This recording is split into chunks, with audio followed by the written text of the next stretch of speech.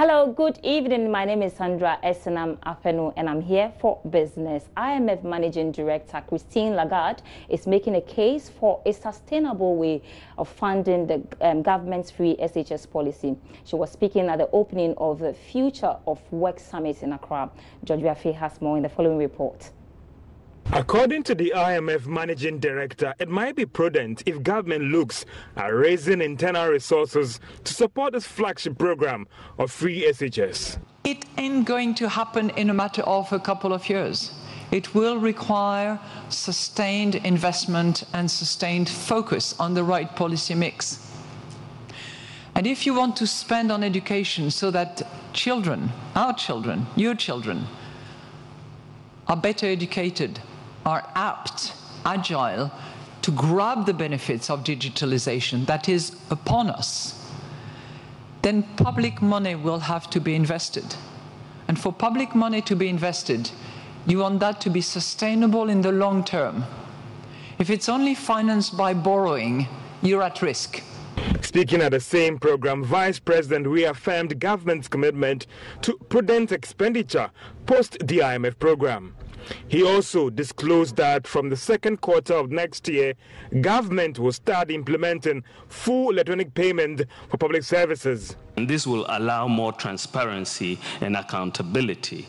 We challenged the Ghana Revenue Authority this year, to make sure that by April next year, when people are filing their taxes, they can do so electronically, that you don't have to go to the tax office to get a form and so on. A simple mobile application should be able to allow you to pay your taxes. So I'm reminding them of the challenge that we gave them, and they should make sure it happens by April. The Future of Work Summit brought together economists, think tanks, business leaders to look at how they can support government to create the right environment for job creation. To other stories now, records of over $10 billion of gold shipped out of Ghana between 2014 and 2016 cannot be traced. A report by the civil society platform on oil and gas has revealed over 100,000 kilograms of gold shipped out of Ghana to India has not been accounted for. Ebenezer Sabuti has more. The report, dubbed Lifting the Veil on the Typologies and Nature of Corruption Risks in Ghana's Mining, Oil and Gas sector, seeks to inform the general public about the tendencies of corruption, which is denying the country of the necessary revenue from the extractive sector. It also focused on the risk of corruption in the extractive industry and puts the spotlight on the strengths and weaknesses in the regulation of a sector. The findings of a report which was launched in Accra reveals that between January 2014 and January 2016, a total of 101,179 kilograms of gold was shipped out of Ghana to India without going through the necessary processes. These, together with other mineral exports, are said to have denied the state some significant revenue. Dr. Steve Mantiao is the chairman of a civil society platform on oil and gas. Switzerland and Dubai, if you put the two together, it's $9 billion of gold. Now, our official record says that we did something around 1.8, 1.9, let's say 2 billion. Strike it out, and you have 7 billion unaccounted for. If you add the Indian one, then we have $10 billion of gold unaccounted for. And who should be blamed for this? Well, I think first and foremost, the regulator of the industry. Secondly, the customs, because they have responsibility for ensuring that they properly, gold leaving this country go through proper channels. The report also criticized the announcement of members of a competitive tendering committee for the allocation of oil block in the West Cape 3 Basin. Look through international best practices, and not one instance have I found that the names of bid evaluation committees are made public. In most of the instances, the bidding process is completed. The award is made before the members of the bid evaluation committee's identity is disclosed. In our case, we did the reverse. I've actually been concerned and engaged Ministry of Energy officials. The official response I've gotten so far is that we are being very, very transparent. In conclusion, the report also provided a case study to illustrate the forms and nature of corruption risks in the extractive sector. Ebenezer Sabute's report for Joy Business.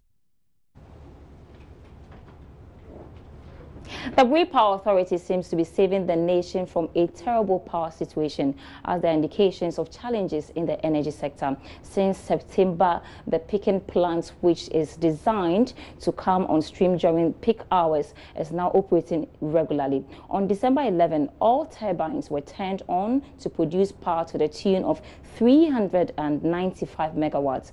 Odilia Ntiama was at the Bui Power Plant and has come through with the following report.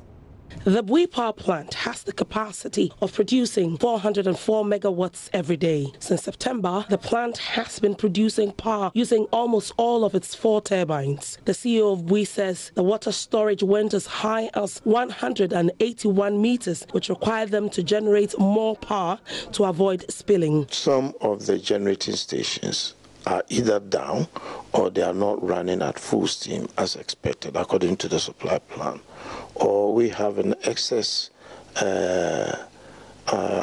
water in the reservoir, and if we didn't do that, then we might have to spill.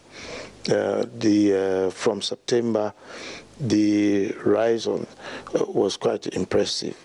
And this is the highest so far since we started operations that we've gotten to. Though they have this capacity, Gridco can decide to hold on to it if all power plants are working, since the Bui Power Plant is a peaking one. There are indications that some thermal plants are struggling as gas from Nigeria has become a thorny issue. Samuel Kowansa, the director of power at BPA, says the Bui situation has come in timely to save the current event. Calm is expected to be achieved by the close of this year. If there is a problem in the system, we are called upon. Well, about a month or 2 ago, I knew we had a problem with the Ghana gas, supply, and I started the compressor had a problem.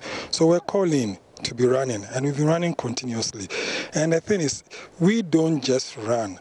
The system control, that is a department under Gridco, they will call us, look, because they have a broader view of the system.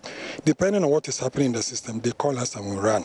Maybe there's a shortfall, they expect a generation from another power plant, it's not coming, they will just call us to run. So that is why we've been running almost 3 units continuously for over 2 months. The Bui Power Plant generates VAS, which helps to stabilize power or voltage in the 3 northern regions.